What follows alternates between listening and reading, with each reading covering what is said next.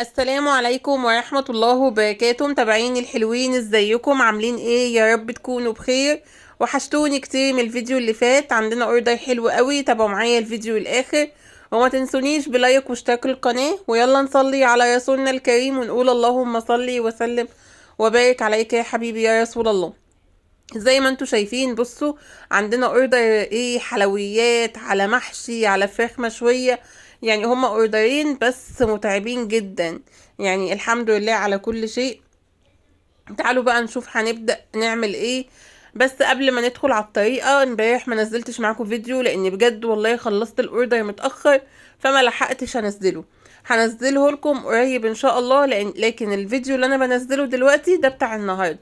عايزه اقول لكم طبعا الفيديو هينزل لكم متأخر جدا بس غصب عني، لان فعلا الاوردر اصلا متسلم الساعة 8. فمعلش بقى سامحوني. تعالوا بقى نشوف اول حاجة هنعملها.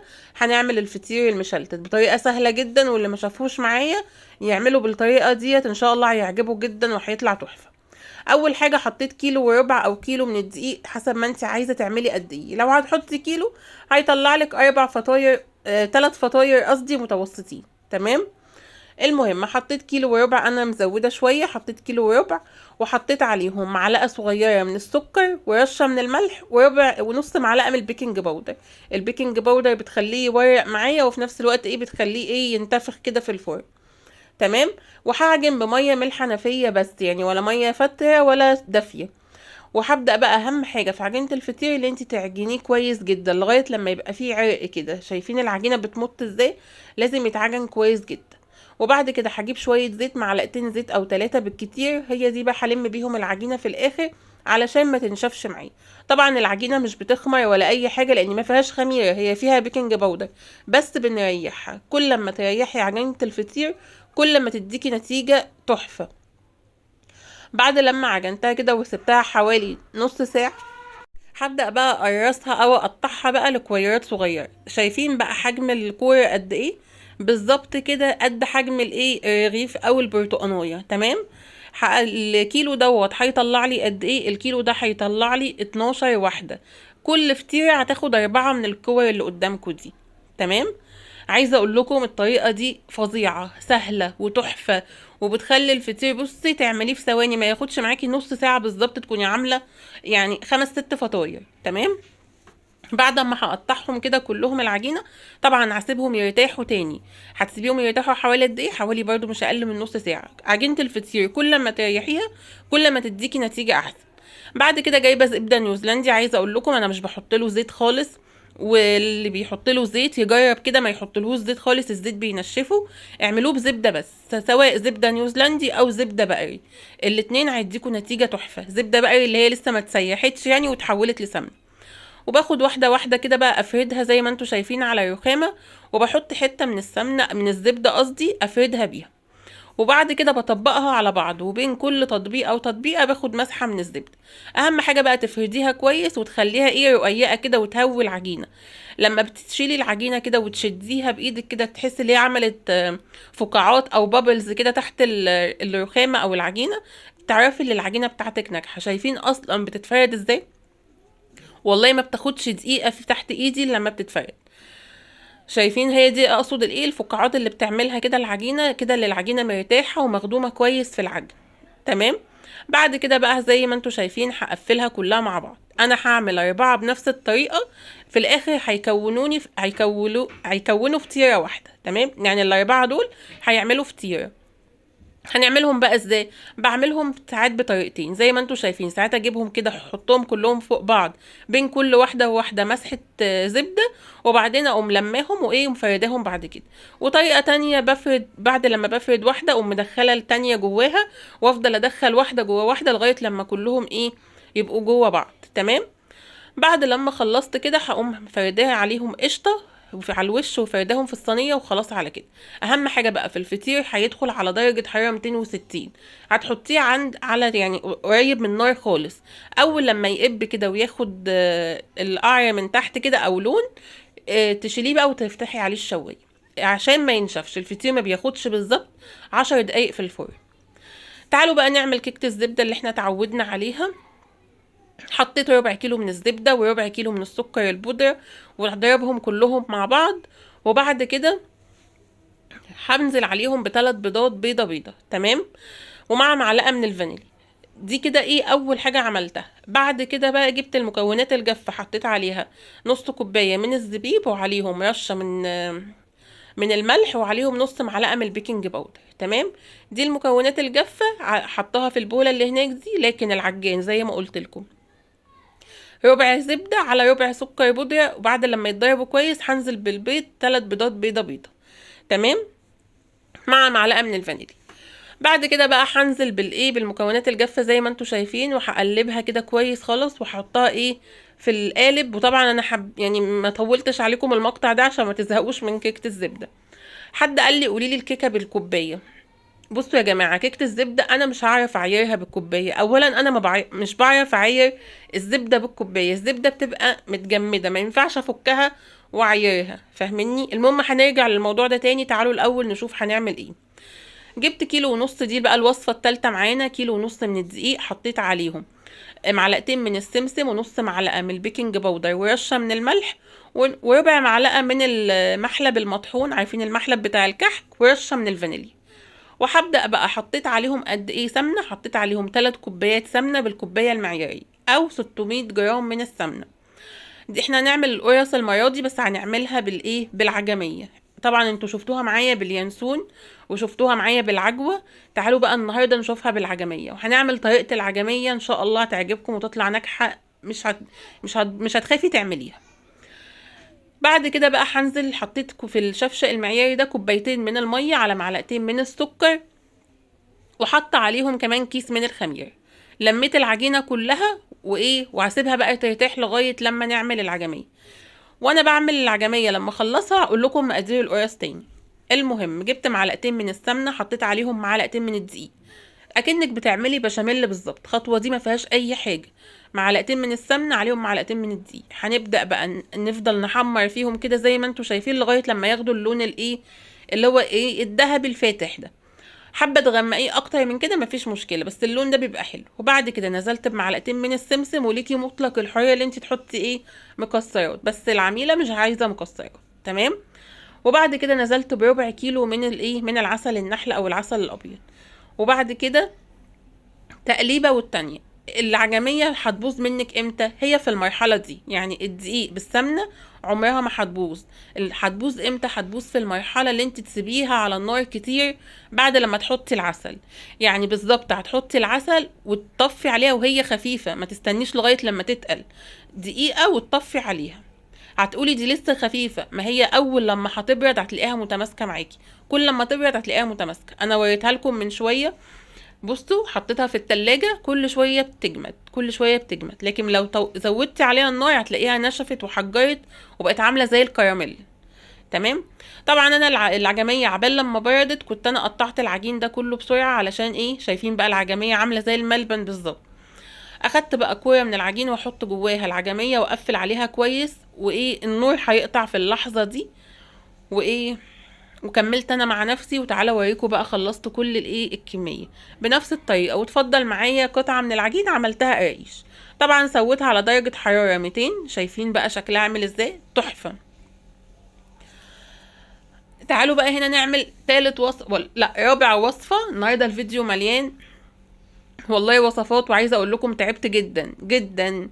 الحمد لله على كل شيء. المهم جبت بقى كوبايه وربع من السكر، وحطيت عليهم 4 بيضات او 3 بيضات زي ما انت حابه، وحطيت عليهم رشه من الفانيليا او معلقه من الفانيليا، وضربتهم كويس قوي مع بعض. وهنزل عليهم بكوبايه الا ربع من السمنه. هنعمل كيكه الشوكولاته. طبعا عارفين طريقتها وشفتوها معايا قبل كده. بعد لما هضرب بقى السمنه بالبيض بالسكر كده زي ما انتوا شايفين، هنزل بكوبايه من الحليب، حط عليها معلقه من الخل، وهقلب الكلام ده كله. وبعدين هنزل بالمكونات الجافه. المكونات الجافه سهله جدا.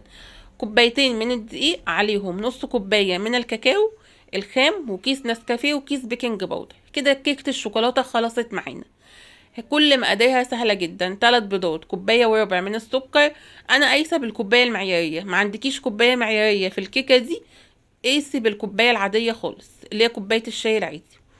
وبعد كده حطيت 3 بيضات على كوبايه وربع من السكر، ضربتهم كويس قوي مع بعض مع معلقه من الفانيليا، وبعدين قمت نازله عليهم بكوبايه الا ربع من السمنه.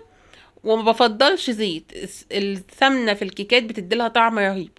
وبعدين حطيت كوبايه من اللبن عليهم معلقه من الخل، ونزلت بالمكونات الجافه، كوبايتين من الدقيق، نص كوبايه من الكاكاو، كيس بيكنج باودر، كيس نسكافيه بس، وهسويها على درجه حراره 180. تعالوا نرجع بس للقرص اللي بالمحلب والعجميه. انا قلت لكم كيلو دقيق اخد معايا 3 كوبايات من السمنه، انا قايسه بالكوبايه المعياريه، يا دوبك دفتها على النار، وكنت حاطه في الدقيق نص معلقه من البيكنج باودر، ومعلقه وربع معلقه من المحلب، ورشه من الخميره، ومعلقتين من السمسم بس كده. وبعد كده نزلت بالسمنه على الدقيق بالحاجات اللي قلتها، وحطيت كوبايتين من الميه عليهم معلقتين من السكر وكيس خميره، ولميت العجينه بالكلام ده كله مع بعض. هي عجينه القرص، بس الاضافه اللي انا بعملها المره دي اللي انا حاطه محلب وعاملاها بالعجميه. تمام. طبعا شفتوا كيكه الشوكولاته معايا، وعارفين اللي انا بسيح شوكولاته وبزودها بلبن ومعلقتين زيت لغايه لما تبقى صوص كده، وبنزل عليها بيها، وهو دوت الصوص اللي بغلفها بيه. تمام. تعالوا بقى ندخل على الاوردر التاني، وهو هنعمل فراخ مشويه وهنعمل محشي. حطيت بقى زي ما انتوا شايفين كده بصل وطماطم وفلفل، وضربتهم في الكبه، وبعدين نزلت في البوله كده بيهم، وحطيت عليهم شويه من التوابل. ايه التوابل اللي انا حطيتهم؟ اول حاجه حطيت زيت وخل، حطيت ربع كوبايه من الزيت ومعلقتين من الخل، وهحط ملح وفلفل اسود، وهحط ورق لوري وحبهان وبهارات فراخ وكيس مرقه دجاج، وكمان لون الزعفران ومعلقه من الزعتر، وحطيت كمان اللي هو الزعتر وروزماري الفريش لو متوفر عندك. تمام. هقول لكم التوابل تاني: ملح وفلفل اسود وبهارات فراخ ومرقه دجاج، وهحط زعتر وورق لوري وحبهان، ولو عندك جنزبيل حطي. تمام. بعد كده بقى هجيب الفراخ اتبلها كده زي ما انتوا شايفين كويس قوي وهسيبها. عايزه اقول لكم اللي فيه مقاطع انا عاملاها قبل مقاطع، وفي حاجات كنت بشتغل في حاجتين مع بعض، بس لما جيت اجمع لكم الفيديو قلت اخلي كل وصفه لغايه لما تخلص او تبقى كامله، يعني تبقى كلها ورا بعض. تمام. بعد كده بقى هنبدأ نعمل خلطة المحشي. جبت طبعا حلة، حطيت بقى فيها مية، وحطيت شوية من الكمون ورشة من الملح، واسلق الكرنب بالطريقة العادية خالص. والحلة التانية حطيت فيها ربع كوباية من الزيت، ونزلت ببصلاية مفرومة كده في الكبة، وهسيبها لغاية لما تاخد لون او تدبل معايا، وهبدأ انزل بمعلقتين كبار من الصلصة الجاهزة. تمام. وهسيب الصلصة كده لغاية لما تغلي غلوة كده، وبعد كده هقوم نازله بحوالي كيلو من الطماطم، ضرباه برضو في الكب. توابل بقى بتاعت المحشي بسيطه جدا: شويه ملح وشويه فلفل اسود، ولو عندك بابريكا حطي بس كده.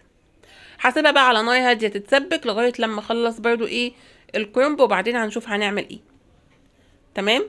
زي ما قلت لكم من التوابل ملح وفلفل اسود، وخلاص على كده. تعالوا بقى نبدأ نعمل الخلطة اللي هي اللي على الني. انا كده عملت التسبيكة بتاعة المحشي.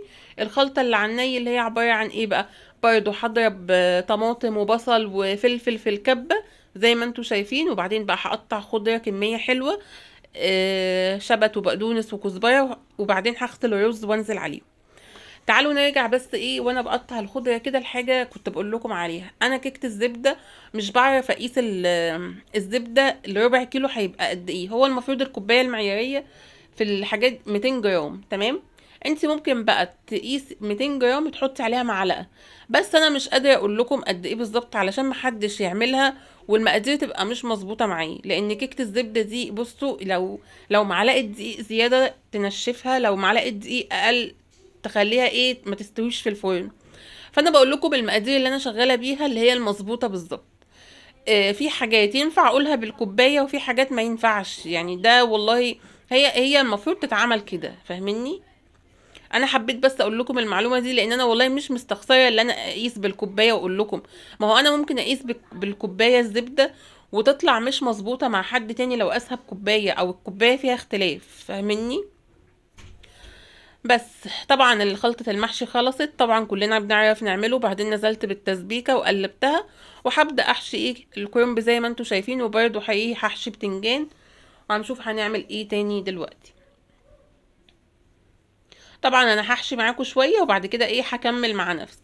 هنا بقى خلاص كنت حشيت كل الكلام ده حشيته، وبعدين عملت له بقى التشريبة اللي هو معلقة صلصة على ملح وفلفل اسود ومعلقة من السمنة وسقيت بقى الكرنب والبتنجان زي ما انتوا شايفين. بعد لما بسوي البتنجان بدخله في الفرن مع معلقة قشطة، عايزة اقول لكم بيطلع تحفة.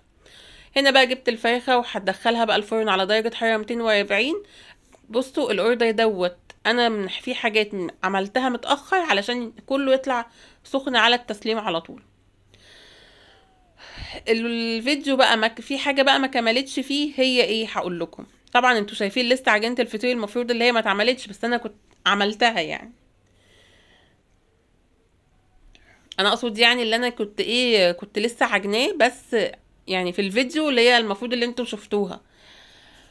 بصوا بقى، ما سويتش الفطير ليه؟ ما سويتش الفطير لان المفروض الفطير ده كان يروح سخن، فطبعا انا كنت عايزه اخلص الفيديو واصور الشكل النهائي. اصعب مقطع بيتصور عندي اللي هو الشكل النهائي، لان ببقى خلاص بقى عايزه اغلف وعايزه اسلم الاوردر، فبجد بيبقى هو مقطع صعب جدا اللي انا اجمع كل الكلام ده. ما عملتش الفطير، ما سويتهوش لان زي ما قلت لكم كنت عايزه فكنت عايزه بقى اجيب الشكل النهائي كده علشان اعرف اسوي. وكان بجد الدليفري خلاص المفروض يستلم الاوردر. فالحمد لله. اشوفكم بقى في فيديو جديد، والسلام عليكم ورحمه الله وبركاته.